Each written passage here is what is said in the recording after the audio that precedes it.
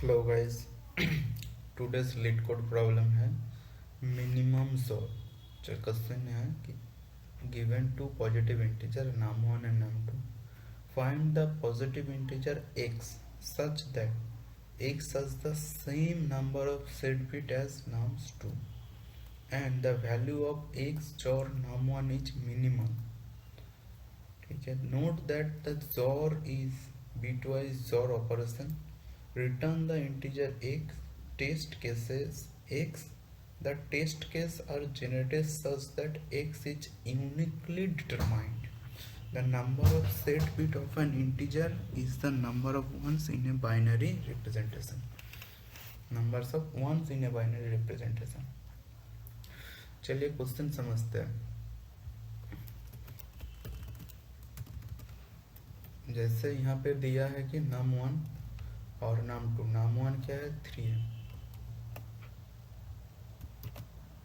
num1 3 है। 3 का binary representation अगर किया जाए, मानते कि चलो हम 4 ही बिट का करते हैं खुद ही। 4 जीरो बाइनरी कराया जाए तो 1 1 आएगा। 5 का बाइनरी किया जाए तो 0 1 0 1, ये होता है बाइनरी बिट। अब क्या बोला है इसमें 4 1 5 1 2 3 4 1 5। ओके, पहला बोला है ओके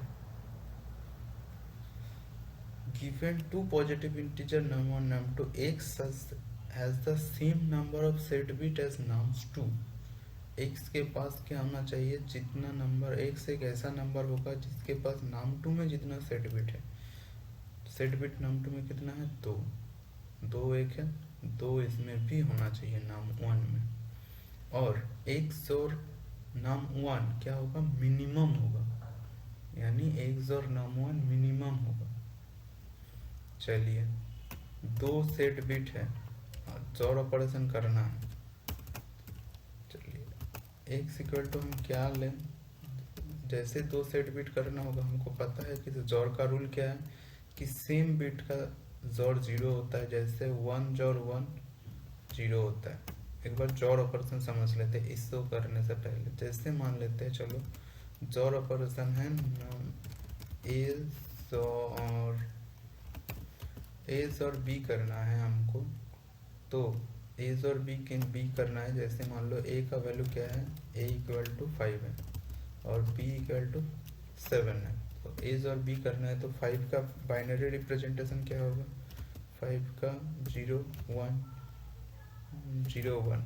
7 का बाइनरी रिप्रेजेंटेशन क्या होगा, 7 का होगा 0 1 1 1। अच्छा, XOR किया जाएगा तो क्या होगा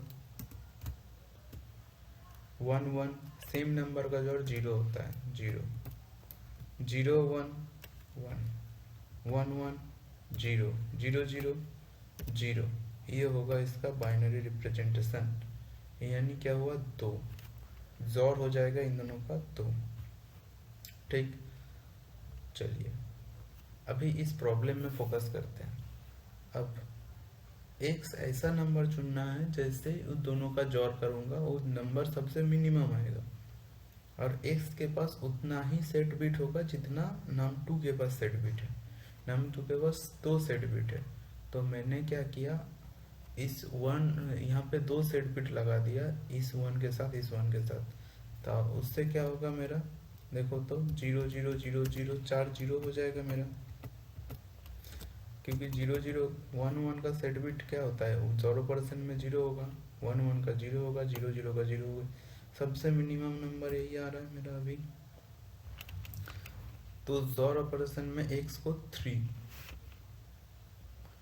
x निकाले कैसे, x निकालने के लिए देखिए क्या किया जाए। सबसे पहले तो हमको ये पता करना होगा num2 के पास XOR बिट कितना है। ठीक है, अब जैसे इस एग्जाम्पल में देख लेता हूँ, दूसरा एग्जाम्पल देखे। ए जैसे num1 num2 मान लो ए दिया हुआ है 5 और बी दिया हुआ है 7। ठीक है, ए दिया हुआ है 5, बी दिया हुआ है 7। इन दोनों के बीच num1 है या num2 है। 5 हुआ तो 0 1 0 1 हुआ, ये 5 और 7 का बाइनरी रिप्रेजेंटेशन करेंगे तो 0 1 1 1। ठीक है, चलिए इसके पास कितना सेट बिट होना चाहिए? x के पास 3 सेट बिट होगा। x के पास सेट बिट 3 होगा, 3 होगा सेट बिट। तो देखो तो एक सेट बिट मैंने इसको कर लिया, एक सेट बिट मैंने इसको कर लिया।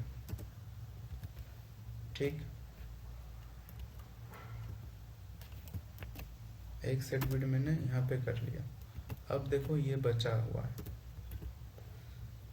और यहाँ पे बचा हुआ है। अब दूसरा सेट बिट में कहाँ करूँ कि दूसरा सेट बिट में कहाँ करूँ कि 2 सेट बिट तो हो गया कि x का वैल्यू जो है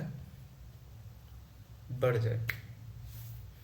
देखो तो यहाँ पे अगर मैं कर दूँ सेट बिट 1 तो x का वैल्यू ये हो जाएगा और ये रिटर्न हो जाएगा मेरा, 3 सेट बिट हो जाएगा।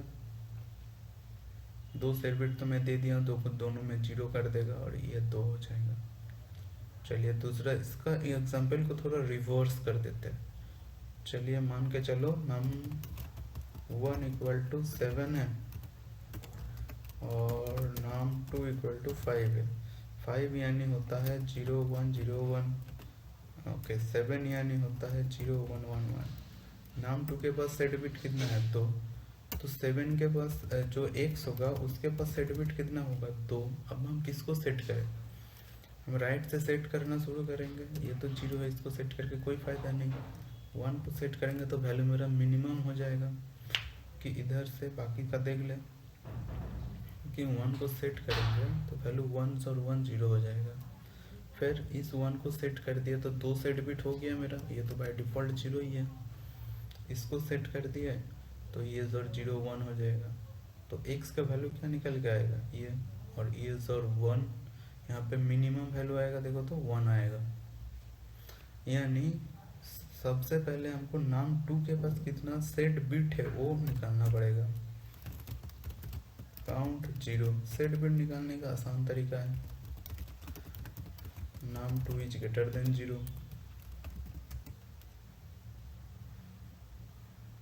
num2 सॉरी, एक टेम्पररी वेरिएबल में num2 को ले लेते हैं। temp equal to num2,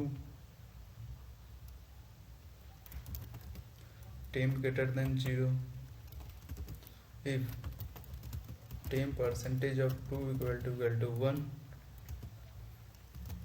count plus plus, इतना सेट बिट है, temp डिवाइडेड इक्वल टू 2, इसमें से निकल जाएगा आपका बाइनरी कितना सेट बिट है। ओके, अब सेट बिट हो गया तो मैं राइट से शुरू करूंगा। राइट से 10 to the power 9 है तो 32 बिट्स में मेरा काम हो जाएगा। For integer i equal to 31 i 0 n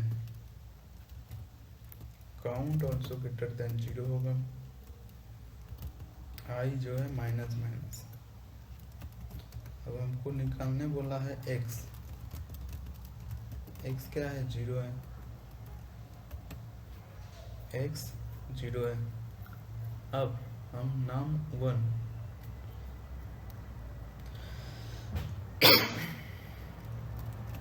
if 1 ith bit तक लेफ्ट स्वाइप फ्रॉम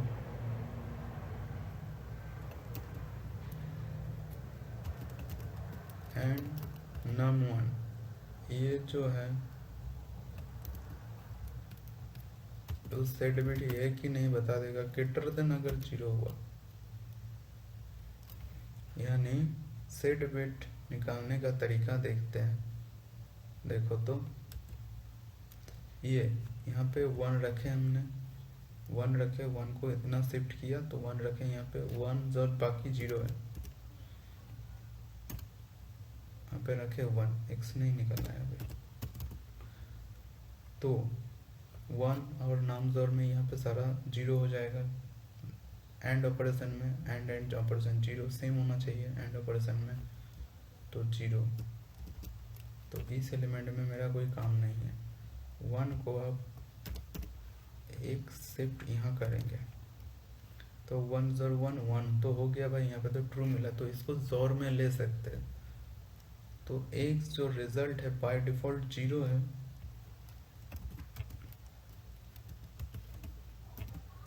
x और इक्वल टू i जितना यहाँ पे शिफ्ट हुआ है उतना,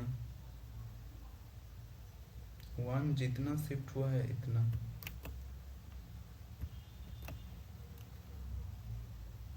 ओके, और हाँ, एक बिट को हमने सेट कर लिया तो काउंट माइनस माइनस होगा। अब देखो ये एक हो गया, अब कुछ बच गया है, मैं से मान लो काउंट ग्रेटर देन 0 रखा हुआ अभी भी, तो मैं और नाम 2 खत्म हो गया ना, सॉरी नाम 1 में जितना सेट बिट था सबको 0 मैंने कर लिया हूँ।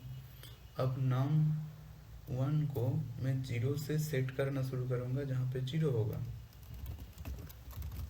I equal to 0, I less than 32 and count greater than 0, I plus plus,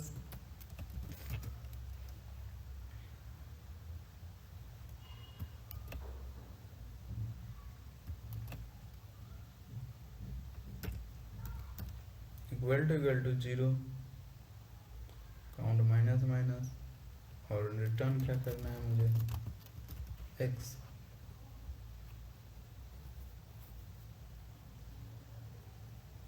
semicolon missing if.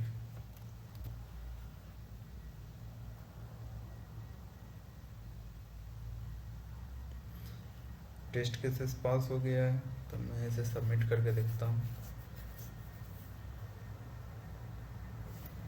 Okay, सारा पास हो गया।